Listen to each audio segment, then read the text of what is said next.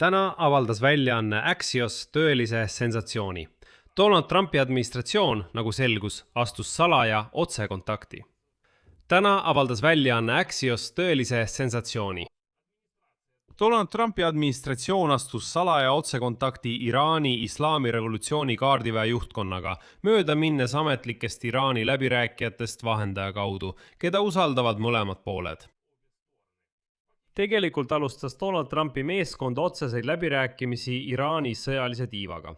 Kuigi tavaliselt USA nii ei tee, nii ega pea selliseid otsekontakte. Aga asja tuum on selles, et just pärast neid salajasi kontakte õnnestuski pooltel lõpuks ajutise vaherahu sõlmimises kokku leppida, mis päädis vastastikuse mõistmise memorandumi allkirjastamiseks USA ja Iraani vahel ning sellesama 60-päevase vaherahu kehtestamiseks. Ja nüüd hiljem see kokkulepe muidugi lagunes ja Iraan jätkas Hormuzi väina blokeerimist. Nüüd on asi jõudnud sinnamaani, et täna kuulutas Iraani armee ülemjuhataja Amir Hatami välja $30,000 suuruse preemia iga ühele, kes kõrvaldab või võtab kinni Ameerika sõjaväelase selles piirkonnas.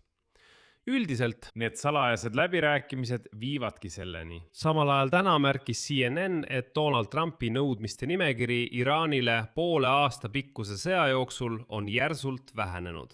Ja nüüd ei ole esikohal ei kapitulatsioon, ei režiimivahetus ega isegi mitte tuumaprogramm, vaid nafta hinna stabiliseerimine ja vähemalt osaline Hormuzi väina avamine.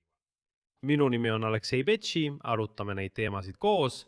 Aga enne kui alustame, palun tellige see kanal, pange videole like ja kirjutage hiljem oma kommentaar selle video alla. Alustame siis Donald Trumpi administratsiooni telgitagustest, millest täna kirjutab väljaanne Axios. Mai keskpaigas püüdsid Ameerika läbirääkijad sõlmida Iraaniga sõja lõpetamise kokkulepet. Nad sattusid suure probleemi otsa. Nad ei suutnud aru saada, kas teisel pool läbirääkimiste lauda olevad inimesed tõepoolest esindavad Iraani mõjuka islami revolutsioonilise kaardiväe korpuse seisukohti. Väidetavalt esindasid Iraani ainult poliitikud, aga nende seas polnud neid, kes tegelikult otsuseid teevad, Ameerika baase piirkonnas tulistavad ja laevu Hormuzi väinas uputavad. Ja siis astusid Trumpi administratsiooni ametnikud ebatavalise sammu.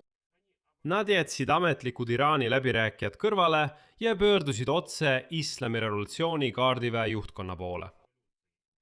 Selleks kulisside taguseks kanaliks valiti Nechirvan Barzani.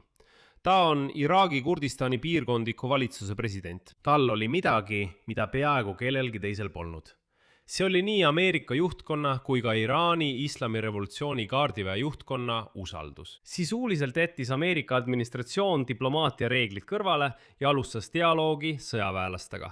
Samal ajal kui kaamera ees pidasid läbirääkimisi diplomaadid ja poliitikud. Miks see üldse oluline on? Asi on selles, et see episood, mida varem pole kusagil avaldatud, näitab, kui keeruline on Ameerika poolel pidada läbirääkimisi riigiga, kus Washington pole isegi kindel, kes seal praegu tegelikult otsuseid langetab. Lõpuks jõudsid USA ja Iraan just pärast neid läbirääkimisi sõjaväelastega tõepoolest vastastikuse mõistmise memorandumini, kuid tõsi on see, et see lagunes kiiresti. Nüüd lisan konteksti, mis selgitab, miks üldse tekkis selline segadus, kes Iraanis tegelikult otsustab ja miks USA peab pidama läbirääkimisi sama riigi erinevate inimestega. Sõda pööras kogu Iraani juhtkonna alguses pea peale. Ülemjuht Ali Khamenei ja teiste kõrgete poliitiliste juhtide tapmine ning sõja esimesed 40 päeva kestnud lahingud, mis sellele järgnesid, tugevdasid järsult islami revolutsiooni kaardiväe korpuse haaret võimuhoobade üle. Sealhulgas otsuste tegemist riikliku julgeoleku ja välispoliitika osas.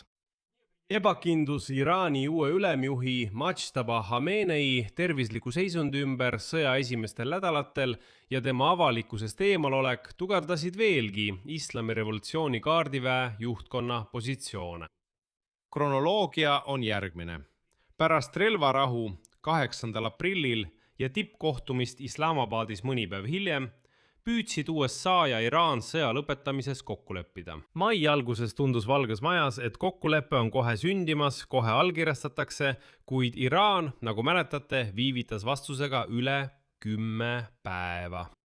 Ja siis hakkasid Ameerika läbirääkijad kahtlustama, et Iraani läbirääkijad, see tähendab parlamendi spiiker Mohammedi Bagir Ghalibaf ja välisminister Abbas Araghchi tegelikult ei oma tegelikke volitusi kokkuleppe sõlmimiseks ja nende otsuse tühistab niikuinii Islami revolutsiooni kaardiväe korpus. Nad justkui nõustusid, aga pole kindel, et teised Teheranis on nõus. Seetõttu tekkis küsimus, kas on üldse mõtet rääkida Araghchi ja Ghalibafiga. Ja siis, umbes 10. mail helistas toonane USA riikliku luure direktor Tulsi Gabbard isiklikult Barzanile, kes asub Iraagis. 2 allika andmetel, kes on selle kõnesisuga kursis, Tulsi Gabbard ütles Barzanile, et Donald Trumpi administratsioon usub, et just tema saab aidata võtta ühendust Iraani islami revolutsiooni kaardiväe korpuse komandöri kindral Ahmad Wahidiga. Barzani elas Iraanis Iraani-Iraagi sõja ajal ja õppis Teherani ülikoolis. Ta räägib vabalt farsi keelt ja tunneb isiklikult paljusid Iraani režiimi kõrgeid liikmeid, sealhulgas Iraani islami revolutsiooni kaardiväe tippjuhte. Gabbard andis Barzanile mõista, et ta helistab isiklikult Donald Trumpi ja asepresident J.D. Vance'i heakskiidul ja selgitas, et Valge Maja soovib väga teada saada, kas Iraani islami revolutsiooni kaardiväe komandör Wahidi ja kogu korpuse juhtkond on tõesti nõus sellega, mida arutavad Ghalibaf ja Araghchi. Või on neil siiski teised ideed ja nõudmised kui need, mida poliitikud välja ütlevad. Kuna vahendajatel ei õnnestunud Wahidiga otse ühendust saada, siis ameeriklased ütlevad, me ei saa aru, kas te olete kõik ühel meelel või on teie arvamused siiski erinevad. Barzani nõustus ja võttis ühendust oma kontaktidega Iraani islami revolutsiooni kaardiväes. Barzani leppis kokku otsekontakti kindral Wahidiga ning juba 14. mail saabus KSPV ohvitser Barzani kontorisse Erbilis, Iraagi Kurdistani pealinnas. Kaasas krüpteeritud telefon turvaliseks kõneks. Ja just selle telefoni kõne ajal küsis Barzani Wahidilt otse, kas ta Iraani islami revolutsiooni kaardiväe korpuse komandörina nõustub Iraani läbirääkijate Araghchi ja Ghalibafi seisukohaga. Iraani kindral vastas, et jah, ta toetab neid täielikult ja et see on samuti Iraani islami revolutsiooni kaardiväe korpuse seisukoht. Nagu hiljem Barzani edastas, Wahidi teatas, me eelistame selle kriisi lahendada läbirääkimiste teel. Kohe pärast vestlust helistas Barzani Gabbardile ja edastas talle vastuse. Viimane teatas Valgele Majale, et Iraani islami revolutsiooni kaardiväe korpus on rahuga nõus. Pärast seda tegi Trumpi administratsioon uue ettepaneku. Korraldada sama Barzani kaudu salajased läbirääkimised USA ja Iraani vanem läbirääkijate vahel otse Irbilis. Koguneme sinna salaja ja peame otsesed läbirääkimised. Iraanlased ei välistanud sellist võimalust, kuid kartsid oma turvalisuse pärast. Nad arvasid, et Iisraeli luurel on palju agente ja kartsid, et iisraelased võivad proovida leid tappa Irbilis või teel sinna. Lõpuks kohtumist ei toimunudki. Tänaseks jätkavad Pakistani ja Katari vahendajad sõnumite edastamist USA ja Iraani vahel, kuid olulist edasiminekut pole toimunud. Piirkondlike allikate andmetel osa neist arvab, et pakistanlased annavad optimistlikumaid aruandeid, kui läbirääkimised tegelikult õigustavad. Nad üritavad siiski luua muljet edasiminekust, mis võiks selle ummikseisu murda. Viimasel ajal on Barzani ise saatnud Valgesse Majja sõnumi, pakkudes abi läbirääkimiste taasalustamisel. Ja nüüd Brad McGurk, kes on olnud Lähis-Ida nõunik 4 USA presidendi juures, võttis kogu selle loo nagu kokku. Järgneb tema tsitaat. Asi ei ole vahendajas. Asi on Iraani seisukohas Hormuzi väina suhtes. Ja see vaevalt niipea muutub. Nüüd on tänase kokkuvõtte teine osa, analüüs sellest, kuidas 6 kuu jooksul sõja käigus on Donald Trumpi eesmärgid oluliselt vähenenud. Selle konflikti alguses, käesoleva aasta veebruaris, seadis Donald Trumpi administratsioon endale täiesti maksimalistlikud eesmärgid. See tähendas Iraani täielikku ja tingimusteta kapituleerumist, režiimi vahetust, garantiid, et Iraan ei saa kunagi tuumarelva ja Teherani toetuse lõpetamist proksirühmitustele, näiteks Hezbollah'le. Lisaks 5. tingimus oli raketiprogrammi ja drooniprogrammi vähemalt vähendamine. Aga mida kauem sõda kestis, nüüdseks juba 6 kuu, seda rohkem see eesmärkide nimekiri muutus ja vähenes. Teate, see kahanes. Iseloomulik hetk oli USA asepresidendi J.D. Vance'i intervjuu Fox Newsile neljapäeval, 14. augustil. Iseloomulik. Küsimusele, millega see sõda võib lõppeda, ta nimetas juba ainult 2 eesmärki. Ja edasi tsiteerin J.D. Vance'i. Esimene eesmärk on tagada, et laheriigid jätkaksid nafta ja gaasi tarnimist maailmamajandusele. Et meil oleks stabiilsed energiahinnad. See on eesmärk number 1. Hoida nafta ja gaasi hinnad ameeriklaste jaoks kogu riigis odavad. Ja edasi lisab ta ja muidugi. Eesmärk number 2 on tagada, et Iraan ei saaks kunagi tuumarelva. Mõelge vaid, tuumarelva küsimus ei ole enam esimene ega peamine eesmärk. See on lihtsalt hilisemaks. Peamine eesmärk on probleemi lahendamine, mida enne sõda tegelikult ei olnudki. Ja väga kõnekas on see, et Vance pani naftahindade stabiilsuse denukleariseerimisest ettepoole.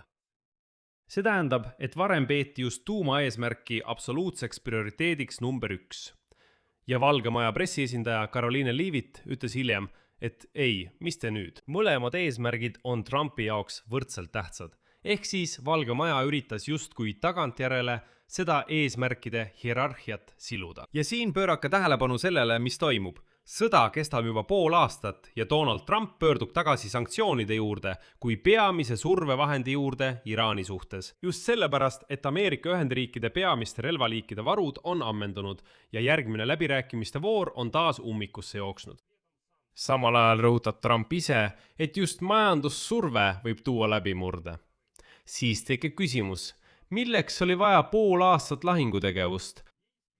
Kui, nagu Trump nüüd ütleb, just majandussurve viib läbimurdeni, siis tuleb välja, et kogu see sõda oli asjata. Kokkuvõte.